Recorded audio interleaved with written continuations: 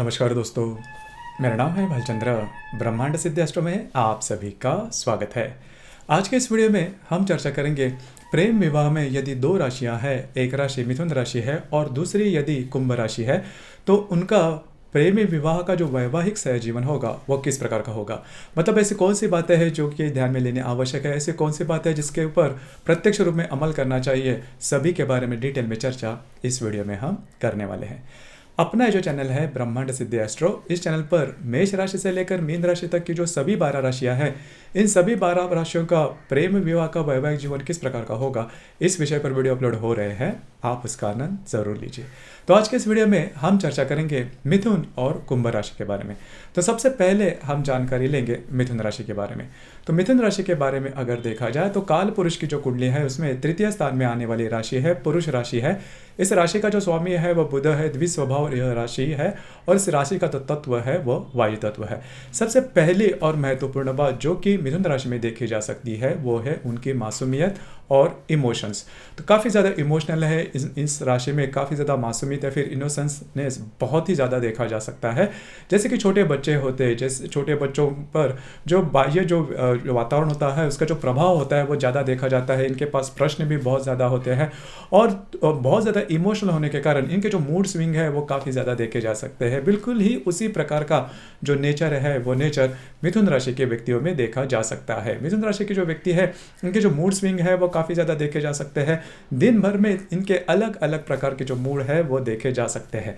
अब यहाँ पर और एक जो बात है जो कि महत्वपूर्ण है, जैसे इनका मूड छोटी मोटी बातों को लेकर मतलब थोड़ा जाता है, लेकिन फिर से भी वो नॉर्मल भी हो जाते हैं। मतलब इसके लिए किसी बड़ी गिफ्ट की ज़रूरत नहीं होती, छोटे से चुटकुले हो या छोटी मोटी बातों को लेकर भी इनका जो मूड है वो फिर से नॉर्मल देखा जा सकता है।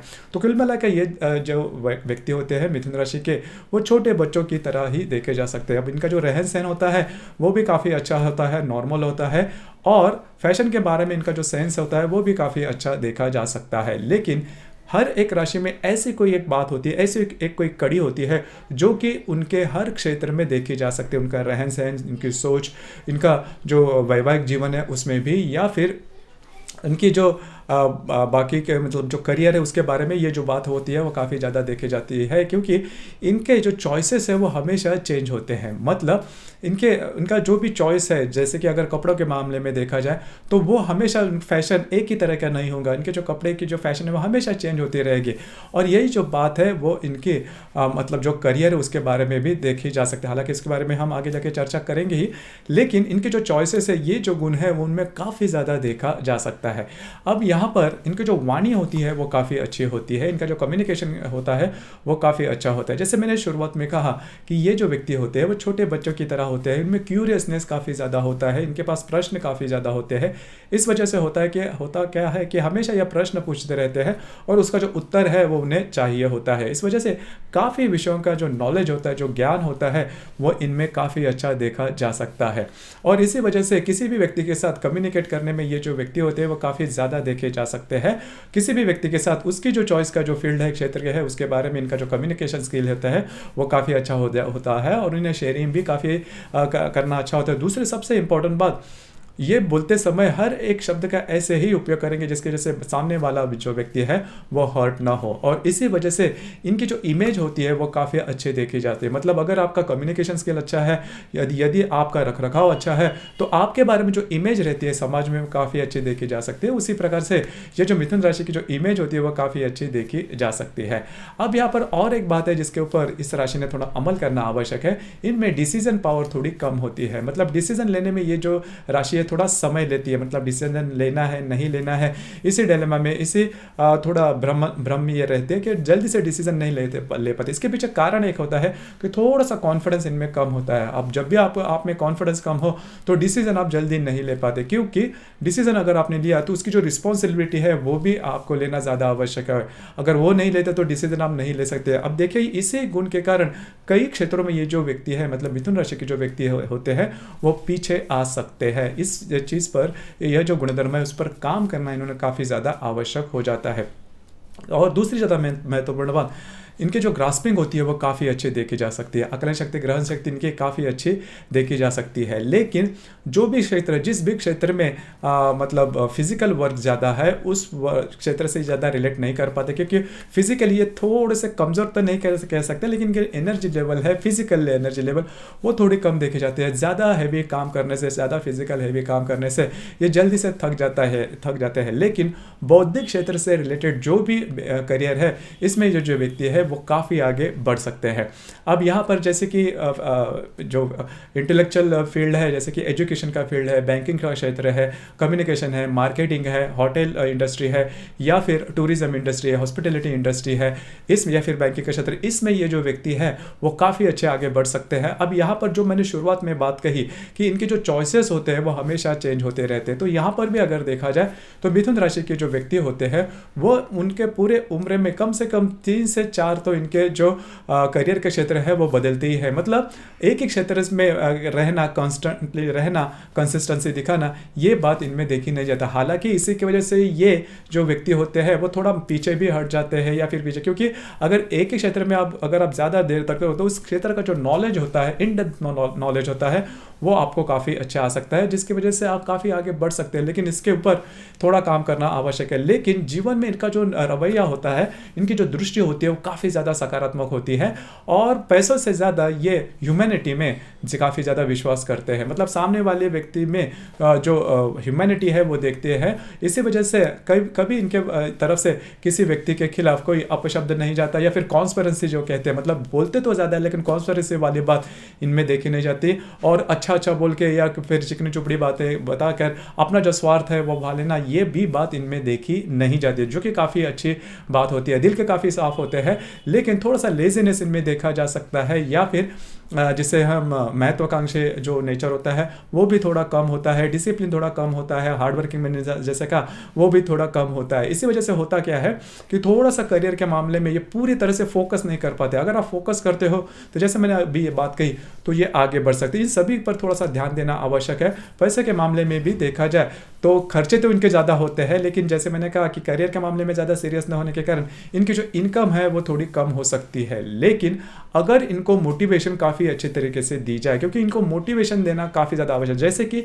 छोटे जो बच्चे होते हैं उनमें एनर्जी लेवल बहुत अच्छी होती है, और काम करने की जो ऊर्जा होती है वो भी काफ़ी अच्छी होती है। सिर्फ आपको ये देखना है कि उनको थोड़ा सा डिसिप्लिन में लेकर उनकी जो ऊर्जा है वो सही तरीके से अगर ला जाए तो जो छोटे बच्चे होते हैं वो काफ़ी अच्छी तरीके से आगे बढ़ सकते हैं। बस उसी तरह से अगर मिथुन राशि का जो एनर्जी है वो काफ़ी अच्छे तरीके से चैनलाइज हो जाए तो फिर ये जो व्यक्ति है वो जीवन में काफ़ी आगे बढ़ सकते हैं। तो कुल मिला के अभी आपको समझ में आ चुका होगा कि जो मिथुन राशि के व्यक्ति का जो नेचर है वो किस प्रकार का होता है। अब हम चर्चा करेंगे कुंभ राशि के बारे में।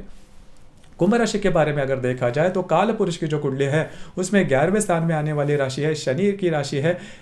यह जो राशि है पुरुष राशि है, और इस राशि का जो तत्व है वो वायु तत्व है, और यह स्थिर राशि है। अब यहाँ पर देखिए जो दोनों राशि है, दोनों राशि का जो तत्व है वायु तत्व है। बुद्धि के मामले में अगर देखा जाए तो सबसे ज़्यादा बुद्धिमान यह राशि है, और बुद्धिमान व्यक्ति में जो भी अच्छे गुण देखे जाते हैं वो सभी अच्छे गुण और थोड़े बहुत जो बुरे गुण हम कह सकते हैं, तो वो जो व्यक्तित्व है उस प्रकार का व्यक्तित्व आप कुंभ राशि में देख सकते हैं। तो उसके बारे में थोड़ा सा डिटेल में चर्चा करेंगे। जैसे कि सबसे पहले ये जो कुंभ राशि होती है थोड़ी सी डिसिप्लिन होती है, मतलब इनका जो पूरा रख रखाव होता है, इनकी जो पूरी दिनचर्या होती है वो सर्टन होती है। मतलब कौन से वक्त में क्या करना है, क्या नहीं करना है, कौन सी चीज़ें कहाँ पर रखनी है, किस तरह से रखनी है, किस तरह से हैंडल आउट करनी है, आपने उपयोग में लाने के बाद चीज़ फिर से उसी स्थान पर जानी चाहिए। अब ये जो बात है ये बात नॉर्मली व्यक्ति ज़्यादा इस पर ध्यान नहीं देता, लेकिन ये जो कुंभ राशि के व्यक्ति होते हैं इनका जो ध्यान होता है इसके प्रति काफ़ी ज़्यादा देखा जाता है। घर पर ही नहीं, घर के बाहर भी इस प्रकार की जो बातें हैं वो कुंभ राशि में देखी जा सकती है। अब ये जो डिसिप्लिन वाली बात है ये इनके लिए तो ठीक है, लेकिन बाकी व्यक्तियों के लिए वो जो बात है वो उनको नहीं जचती। मतलब घर के जो लोग हैं उनको भी इनका ये जो स्वभाव है वो नहीं जचता, क्योंकि ये जो व्यक्ति काफ़ी ज़्यादा शेड्यूल्ड लाइफ जीने वाले होते हैं। मतलब कई सालों तक, कई वर्षों तक ये जो व्यक्ति है वो उसी प्रकार का जीवन जीते आते हैं। मतलब एकदम शेड्यूल्ड लाइफ होता है, कब क्या करना है उस प्रकार का।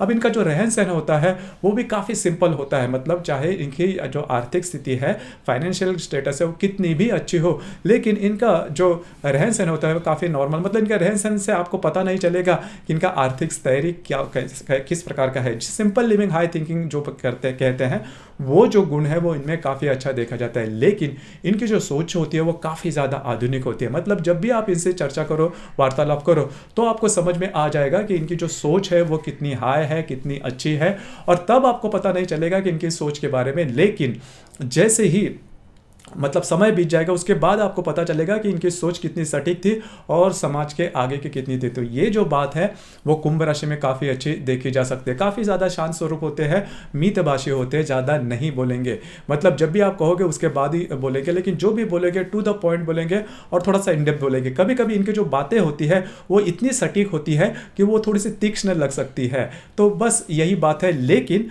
ये जो इनकी जो वाणी होती है, इनके जो बोलना होता है, इनका जो व्यक्तित्व होता है, वो थोड़ा सा जिसे हम कहते हैं ना कि बहुत ज़्यादा इन डेप्थ होता है। मतलब आपको जल्दी से इनका जो व्यक्तित्व है वो समझ में नहीं आएगा। लेकिन बौद्धिक मामले में अगर देखा जाए, सोच के मामले में अगर देखा जाए, तो ये जो व्यक्ति होते हैं वो काफ़ी अच्छे देखे जा सकते हैं। अभी इनकी सोच है वो काफ़ी ज़्यादा बौद्धिक। देखिए ये जो व्यक्ति होते हैं वो काफ़ी ज़्यादा इंटेलेक्ट होते हैं। जैसे मैंने कहा ना कि बुद्धिमान व्यक्ति जो होते हैं उनका एक गुण होता है, जैसे मैंने डिसिप्लिन कहा, वो एक गुण होता है। दूसरा है तार्किक।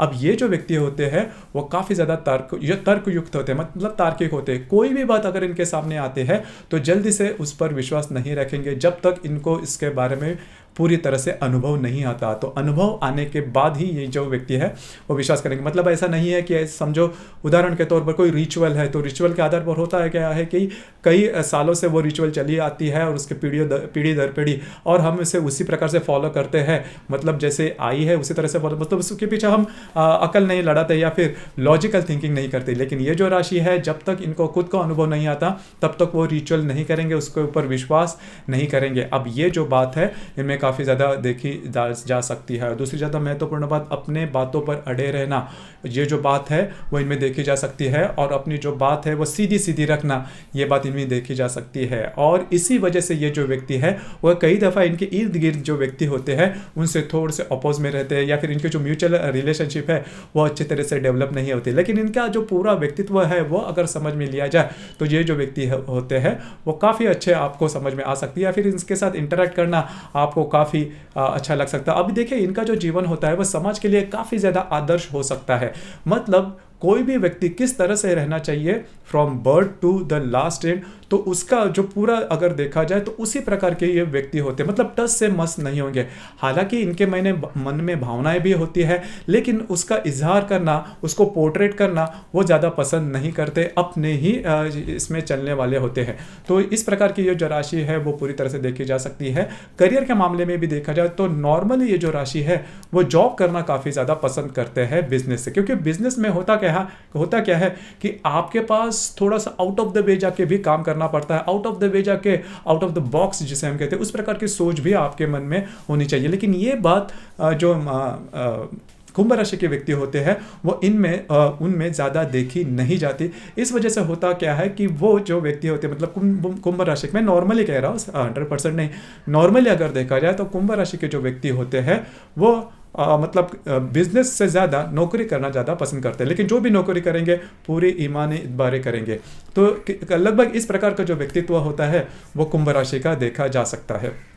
अब हम चर्चा करेंगे कि यदि कुंभ राशि या फिर मिथुन राशि दोनों यदि राशियाँ यदि प्रेम विवाह में हो तो उनका जो वैवाहिक जीवन होगा वो किस प्रकार का होगा। तो देखिए दोनों राशियों में एक जो बात है वो कॉमन है, दोनों का जो तत्व है वो वायु तत्व है, और ये जो दोनों राशियाँ हैं वो परस्पर नव पंचम योग, मतलब कुंडली में नव और पंचम स्थान में आने वाली राशि है। मतलब एक दूसरे से अगर गिनती आप करो तो यहाँ पर इनका जो बौद्धिक स्तर है वो करीबन अच्छा देखा जा सकता है। अब यहाँ पर बौद्धिक स्तर के मामले में मिथुन राशि का जो बौद्धिक स्तर है वो छोटे बच्चों की तरह होता है, उनमें क्यूरियसनेस ज़्यादा होती है।